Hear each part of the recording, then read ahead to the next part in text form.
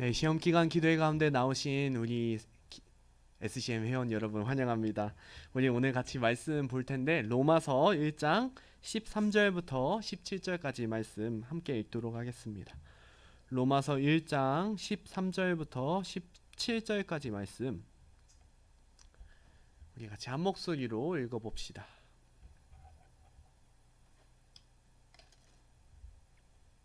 자, 준비됐나요? 네.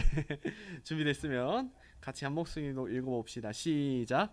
형제들아, 내가 여러 번 너희에게 가고자 한 것을 너희가 모르기를 원하지 아니하노니 이는 너희 중에서도 다른 이방인 중에서와 같이 열매를 맺겨 함이로되 지금까지 길이 막혔도다.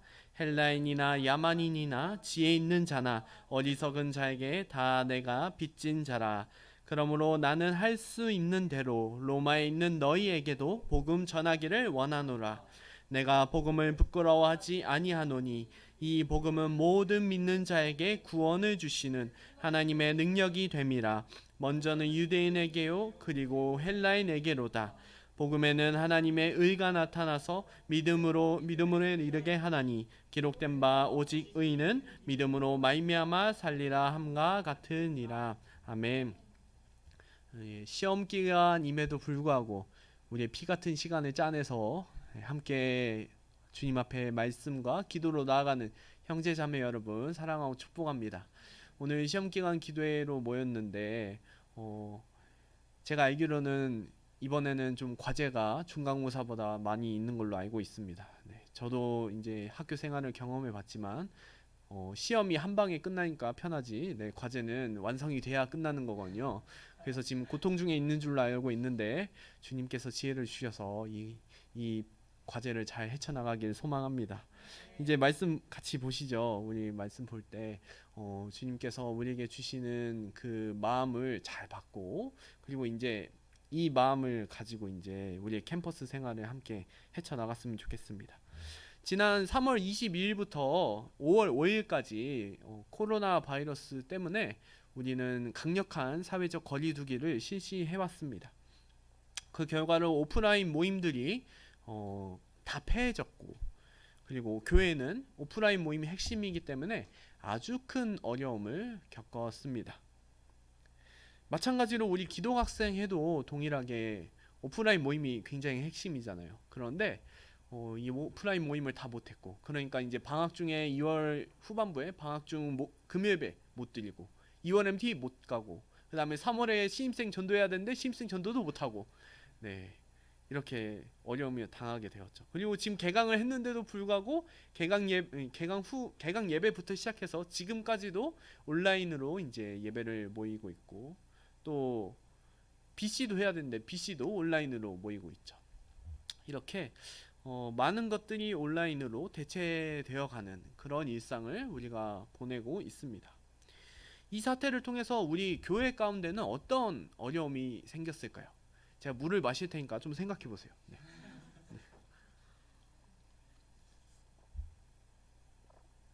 이 코로나로 인해서 우리가 이제 오프라인 모임을 하지 못하고 온라인 모임만 가지는 이 상황, 이것으로 인해 교회에는 어떤 어려움이 생겼습니까? 뭐 예배, 양육, 교재 이런 걸 이제 온라인으로 다 대체해야 된다. 이런 것들이 이런 내용들이 아마 생각나셨을 것 같아요. 근데 저는 뭐 예배, 양육, 교재 이런 것도 문제긴 하지만 우리가 평소 일상과 같진 않지만 교회에 닥친 가장 큰 심각한 문제는 바로 선교에 있다고 생각합니다. 선교, 전도가 멈췄어요. 전도를 못해요 지금. 네, 이게 가장 심각한 문제라고 생각합니다. 다른 교회도 마찬가지이겠지만 우리 기독학생의 SCM을 본다면 예배가 이제 온라인 예배로 전환을 했죠. 그리고 또 양육은 BC가 온라인 BC로 전환했습니다.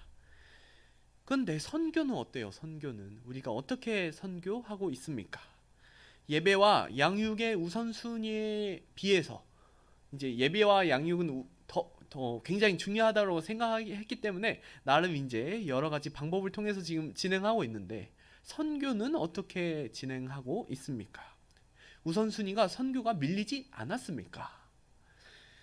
우리 회원 여러분들은 지금 그 오프라인 선교를 잘 하지 못하기 때문에 마음이 얼마나 불편하십니까?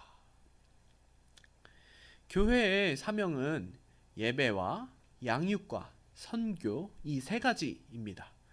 하나님께 영광을 올려드리는 예배는 곧 교회의 존재 이유이죠. 그래서 하나님께서 우리에게 주신 그 무한한 구원의 풍성한 은혜를 생각한다면 우리가 당연히 하나님 앞에 찬양과 예배, 경배를 올려드려야 됩니다. 그리고 양육은 우리가 더 풍성하고 충만하게 예배드리기 위해 필요하죠. 그렇게 하나님을 말씀을 통해서 우리에게 주신 말씀을 통해서 하나님을 알아가고 우리가 우리 주 예수 그리스도를 더욱 닮아갈 때 그때 우리가 더 온전하고 더 충만한 예배를 드릴 수 있습니다. 그리고 선교는 교회의 본질적 특성이자 사명입니다. 이거 되게 중요한 말이에요. 교회의 본질적인 특성이자 사명입니다. 선교는 연례적으로 1년에 한 번, 두 번, 네 번 이렇게 하는 행사나 아니면 사역의 일부분이 아닙니다. 선교는 정말 우리 교회의 본질이자 특성이죠. 사명. 우리 교회와 떨어질 수 없는 겁니다. 우리 SCM 입장으로 언어로 표현하자면 신입생 전도 아니면 친구 초청 예배 때만 하는 게 선교가 아닙니다. 우리의 온 캠퍼스 라이프 전체 동안 계속 지속되어져야 할 것이 바로 선교입니다. 우리가 항상 선교해야 되는데 그러면 하나님께서는 어떻게 하셨습니까? 하나님께서는 항상 선교하셨습니다.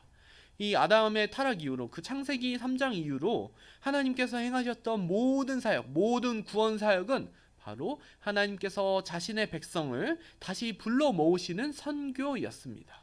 우리 에스겔 34장 10절부터 12절 말씀이 있는데 같이 보시면 좋을 것 같네요. 여긴 안 나오니까 찾아봅시다. 네. 에스겔 34장 10절부터 12절에서 하나님께서 어떻게 선교하셨는지 나와 있습니다.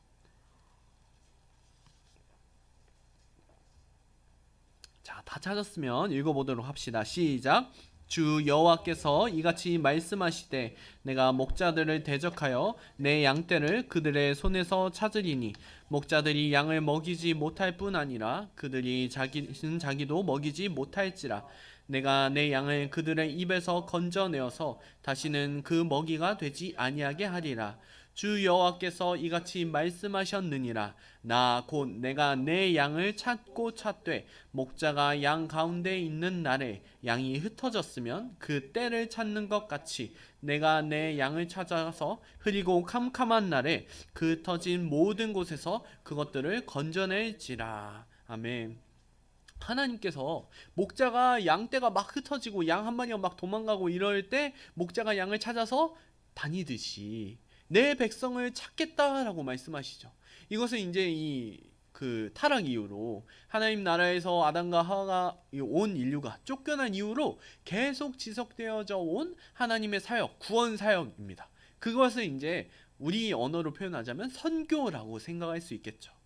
그래서 노아를 부르시고 아브라함을 부르시고 이스라엘을 부르신 하나님, 구약 가운데 그래서 이스라엘을 부르셔서 하나님 나라의 모형을 세우시고 그것으로 모든 사람들에게 이 하나님께서 하나님 나라를 다시 회복하실 것이다 라는 것을 보여주셨고, 그 구약의 시대 이제 마지막을 넘어서 예수 그리스도가 이 땅에 오셔서 무엇을 하셨습니까?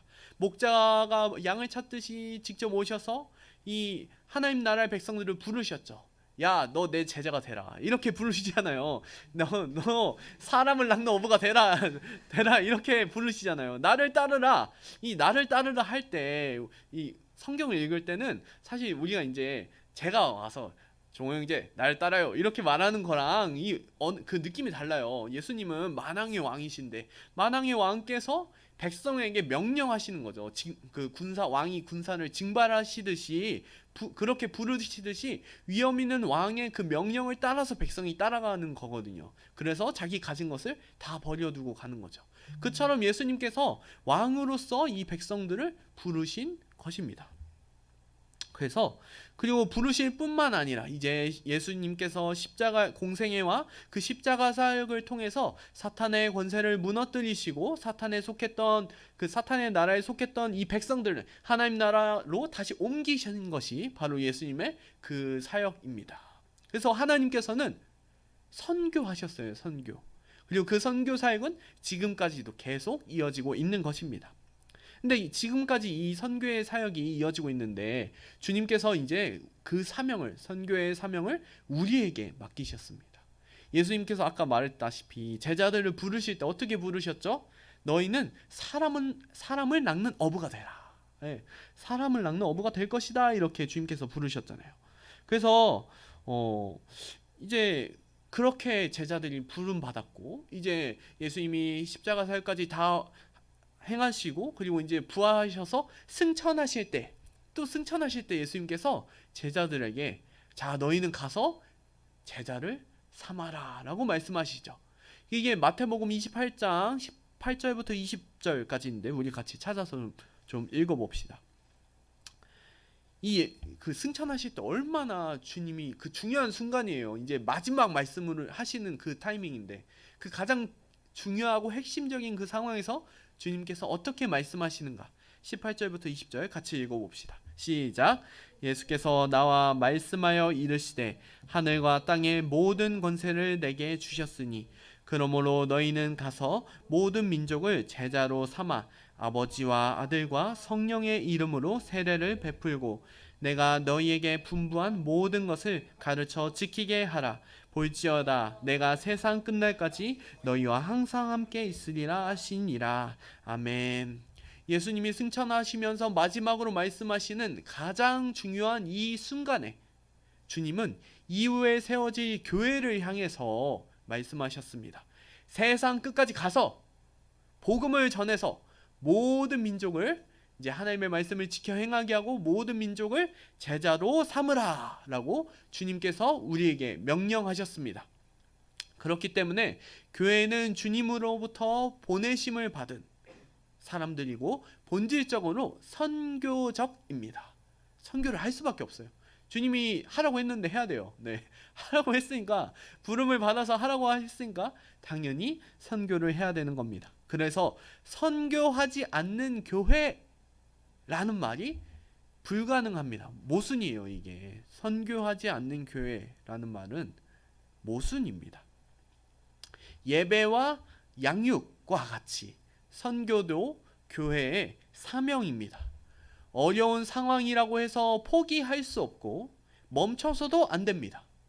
선교의 사명을 받은 자, 이 자가 정말 그 사명을 다해서 전심전력을 다해서 달려가는 모습, 그 모습이 바로 오늘 읽었던 로마서 1장 13절에서 드러납니다.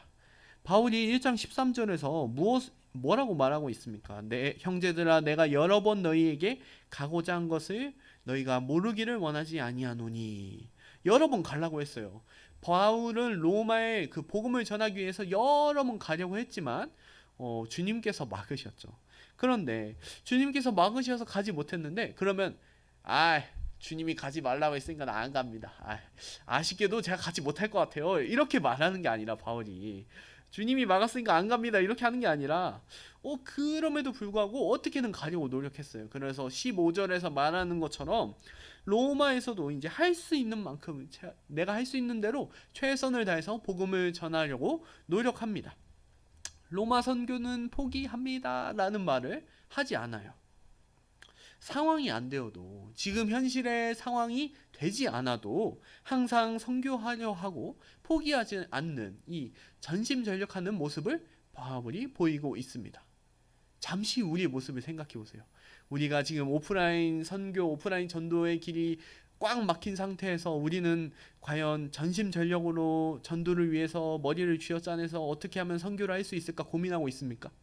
아니면은 코로나 때문에 선교는 물 건너 갔습니다. 우리는 이제 예배와 양육을 통해 우리의 삶을 먼저 채우며 나아갑시다. 이렇게 하고 있습니까? 우선순위가 어디에 가 있나요? 예배와 양육과 선교가 동일 선상에 있는가요? 아니면은 예배와 양육이 우선 더 위에 있고 선교는 밑으로 떨어져 있나요? 다 아실 거예요. 네.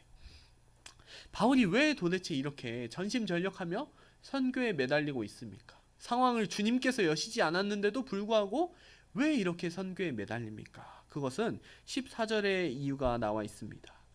이 모든 하나님의 백성, 헬라인이든 야만인이든 지혜 있는 자는 어리석은 자든 다 상관없이 모든 하나님의 백성은 복음의 빚진 자들이기 때문입니다. 그래서 헬라인이든 유대인이든 뭐 똑똑하든 어리석든 나이가 적든 많든 여자든 남자든 차별 없이 구원을 베푸시는 하나님의 그 한량없는 은혜를 입었고, 그렇기 때문에 우리도 차별 없이 누구든지 복음을 전해야 된다라고 말하고 있는 겁니다. 하나님의 복음의 빚진 자이기 때문에 바울은 필사적으로 이 빚진 자로서 복음을 전하려 하고 있습니다. 우리가 무엇을 지불하거나 무엇을 행동함으로 구원을 받았습니까? 그것이 아니죠. 오로지 우리 주 예수 그리스도의 그 십자가 사역으로 인해, 그 십자가와 부활로 인해서 우리가 구원을 받은 것입니다. 그래서 우리는 복음의 빚진 자이죠. 우리가 한 푼도 내지 않고 거저 받았기 때문에 우리는 그 영원한 생명을 빚진 자라고 할 수 있습니다. 그래서 우리는 빚진 자이기 때문에 주님이 주신 이 모든 사람에게 복음을 전하라는 그 사명에 순종하는 것입니다. 또한 하나님의 백성은 빚진 자이면서 이 복음의 능력을 아는 자입니다. 복음의 능력. 이 구원받을 근거가 하나도 없고 죄만 열심히 지어가지고 죽어야만 하는 우리, 그럼 우리가 무엇으로 구원을 받았습니까? 예수 그리스도께서 우리를 대신하여서 십자가에서 형벌대속적 죽음을 죽으시고 우리는 이제 하나님 나라에 들어갈 수 있다라는 이 복음을 듣고 믿음으로 구원을 받은 것이죠. 그렇기 때문에 우리는 16절과 17절의 말씀대로 복음이 모든 믿는 자에게 구원을 주시는 하나님의 능력임을 압니다. 이 복음이 계시하고 있는 이 하나님의 의, 예수 그리스도, 그분을 주와 그리스도로 믿으며 그리고 그 믿음으로 하나님의 백성으로 살아가는 것이죠. 불신자처럼 사는 게 아니라, 불신자처럼 하나님의 뜻은 알 바 아니고 내 정욕과 돈과 명예와 내 욕망을 따라서 살아가는 것이 아니라 주님께서 주신 사명을 따라가는 것이 바로 주님의 그 복음, 그리고 복음 때문에 갖게 된 믿음 때문입니다. 그래서 이 복음의 능력이 얼마나 큰지 알고 있는 것이죠. 그래서 우리는 복음의 능력이 크기 때문에 결코 복음을 부끄러워할 수 없습니다. 불신자들은 복음을 들으면 이제 저거 어떻게 믿어? 아니면은 저거 능력이 없어. 왜 내가 저렇게 살아야 돼? 라고 하면서 복음을 불신하거나 부인하거나 아니면 저거 믿으면 부끄럽지 않나? 막 이렇게 부끄러워하는 사람도 있죠. 에이, 뭐 죽은 사람을 왜 믿냐? 이렇게 무능하다. 그렇기 때문에 이것은 부끄러운 일이다. 어리석은 일이다. 라고 말하기도 하고요. 하지만 우리 신자들은, 믿는 사람들은 이 복음이 나를 살렸고 예수 그리스도라는 이 복음의 그 하나님의 큰 의가 나를 살렸고 나를 영원한 생명에 거하게 하고 나를 하나님의 백성으로 삼으셨으며 이제는 지금도 우리가 하나님께서 주시는 그 무한한 복과 풍성함과 안식을 누리게 한다는 것을 알고 있기 때문에 우리는 복음을 부끄러워할 수 없는 것입니다. 그래서 선교는 복음의 능력을 알고 그 은혜를 입은 복음의 빚진 자가 행하는 사명입니다. 우리는 복음의 빚진 마음 때문에 선교를 하는 거죠. 누가 시켜서 아니면 의무감으로 하는 게 아니라. 혹시 여러분의 마음 가운데 선교하려는 마음 혹은 전도를 해야겠다 이런 마음, 이런 것들이 없으십니까? 없다면, 그렇다면 내가 복음이 무엇인지 아직 잘 모르거나 아니면 복음의 능력에 대한 신뢰와 그리고 또 확신이 없어서 이 주저함이 있는 것입니다. 그런 확신이 없기 때문에 주저하게 되는 거죠. 복음을 모르면 선교를 못해요. 할 수가 없습니다. 할 말이 있어야 일단 전도를 하잖아요. 할 말이 있어요. 형제 자매 여러분들은 만약 이제 누군가에게 전도한다면 어떤 말로 전도를 하십니까? 어떤 말로 선교를 하세요? 예수 믿으면 네, 지옥에 안 가고 천국에 가요. 네, 이렇게 전도하시나요? 아니면은 예수님 믿으면 복 받아요. 네, 이렇게 전도하시나요? 아니면은 우리 동아리가 진짜 좋아. 우리 사람들이 진짜 좋고 서로 정말 사랑해. 그러니까 한번 와봐. 이렇게 하거나 아니면 뭐 우리 친구 초청 예배가 있는데 내가 너를 정말 좋아하니까 한번 같이 가보자. 뭐 이렇게 등등 여러 가지 멘트로 전도 혹은 선교를 할 수 있겠죠. 그런데 좀 이렇게 단편적이고 간단한 말만 떠오른다라면은 그리고 좀 더 이제 만약 여건이 주어졌을 때 도대체 너는 뭘 믿냐 이렇게 물어봤을 때 그때 이제 장황한 말로 이 복음의 풍성함을 전하기 어렵다면 예수님이 십자가에서 죽으셔서 내가 그거 믿는 사람은 구원을 받아요 이렇게 좀 간단하게 나온다면 조금 더 복음을 알고 풍성히 배워야 될 필요성이 있는 것이죠. 그래서 복음을 모르면 안 돼요. 모르면 선교를 못합니다. 그리고 또 두 번째 문제, 복음에 대한 확신이 없다면, 그 능력에 대한 그리고 그 은혜의 풍성함에 대한 확신이 없다면 선교를 못합니다. 그래서 우리는 그 복음의 은혜와 능력을 확신해야 되죠. 몇 가지 좀 질문을 통해서 내가 얼마나 확신하는가 좀 생각해 보려고 합니다. 네. 죄인인 인간을 구원하기 위해 그리고 인간의 죄에 대해 값을 치르신 분이 누구십니까? 바로 예수 그리스도이시죠. 그리스도께서 자신의 피로 또 우리를 또 나를 살리셨습니다. 그래서 이제 우리는 예수님의 것이 되었죠. 예수님의 것이 되어서 예수님이 이제 우리의 삶의 주인이십니다. 그래서 주님을 믿는 자들은 주님의 말씀에 순종하게 됩니다. 뭐 이런 걸 생각해 보면 우리가 당연히 주님의 말씀에 순종하게 될 텐데 이것에 대해서 얼마나 확신하십니까? 순종 대신에 불순종의 길을 열심히 운전하고 계시지 않으십니까? 네, 주님은 우리를 순종하도록 부르셨어요. 예수님께서 그것을 왜 우리에게 가능하나? 그리스도께서 하신 그 사역이 이제 우리에게 적용되어졌기 때문입니다. 우리가 예수님과 연합함으로 성령께서 우리에게 오실 때 우리가 이제 예수님과 연합했다고 하잖아요. 우리가 이제 예수님과 한 몸이 되었다. 예수님 안에 있다라고 하죠. 그래서 예수님께서 2000년 전에 십자가에서 죽으신 그 죽음이 우리가 죽게 되는, 우리도 십자가에 동일하게 못 박히게 되는 그 죽음으로 적용되어진 것입니다. 과연 우리는 이 연합에 대해서 얼마나 믿고 확신합니까? 안 믿는 사람들은 2000년 전에 일어났던 일이 어떻게 시공간을 넘어서 너에게 적용되는가? 라고 물어볼 거예요. 그거는 그 예수라는 한 사람이 십자가에서 죽지 않았냐? 그것이 너랑 무슨 상관이 있느냐라고 물어볼 텐데 복음의 능력을 믿고 확신하는 자들은 이것에 대해서 그 죽음이 그 주님 예수 그리스도의 죽음이 곧 나의 죽음입니다. 내가 죄에 대해서 죽었습니다라고 말하는 것입니다. 이것도 한번 생각해 볼 지점이고 또 죄를 짓던 내가 이제 주님과 연합함으로 유턴하게 되는 거죠. 유턴. 그 죄를 짓던 길로만 가던 내가 이제 유턴해서 하나님의 말씀에 순종하는 길로 죄를 짓지 않는 길로 나아갈 수 있게 되었다 라는 것이 또 복음의 능력입니다.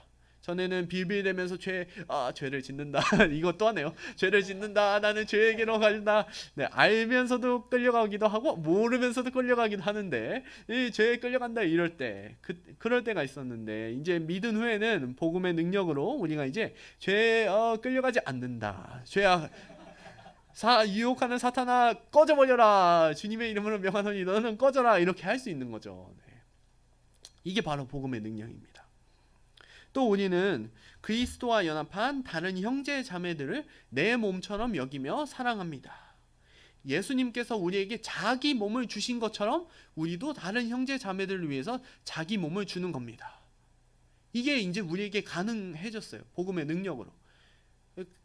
그러면 이제 우리가 이제 조금의 어떤 사람이 이제 말실수를 한다고 해서 아니면 혹은 어떤 사람의 약점으로 인해서 그 어려움을 이제 참지 못하고 분노하고 막 이제 대적하고 막 미워하고 이러지 않겠잖아요. 네.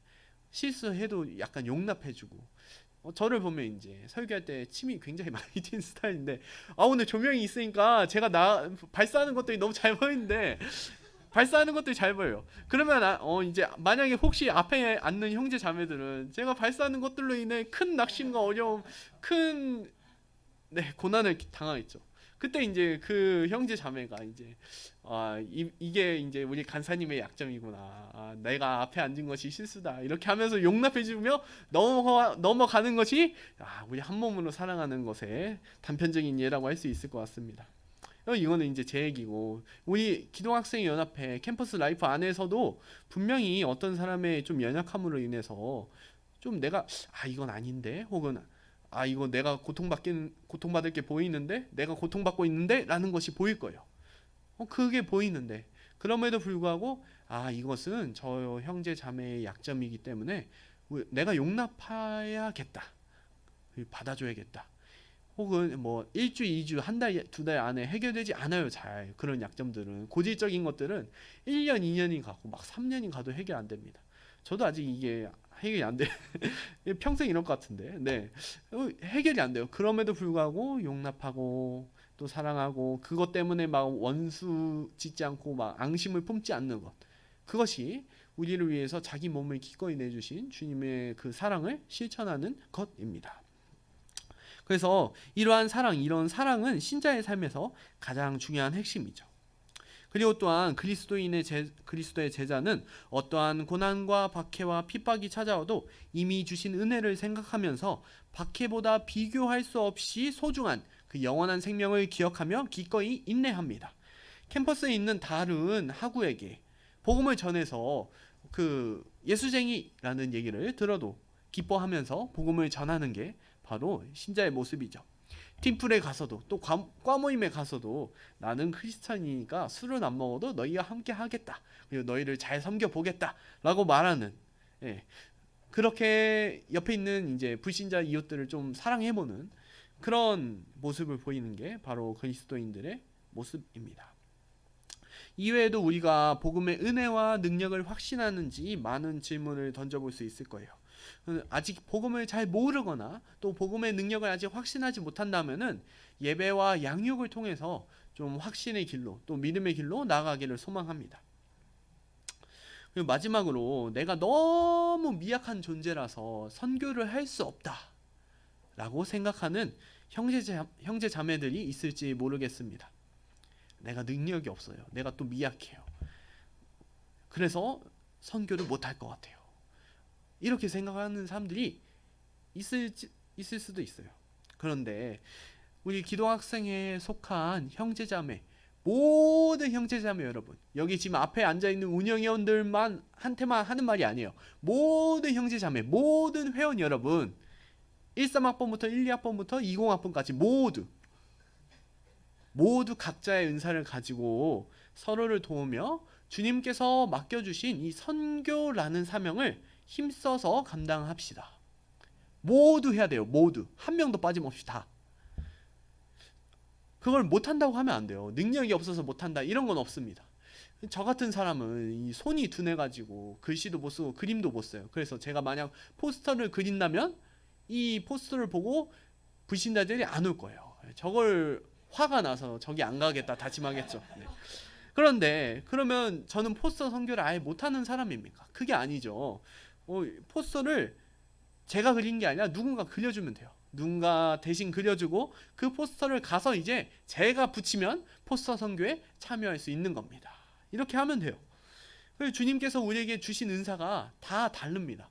모든 것을 다 주셨으면 감사하겠지만, 모든 것을 우리에게 다 주셨다라기보다는 이 공동체 안에 모든 은사를 다 주셨다라고 생각하는 게 좀 더 좋은 것 같습니다.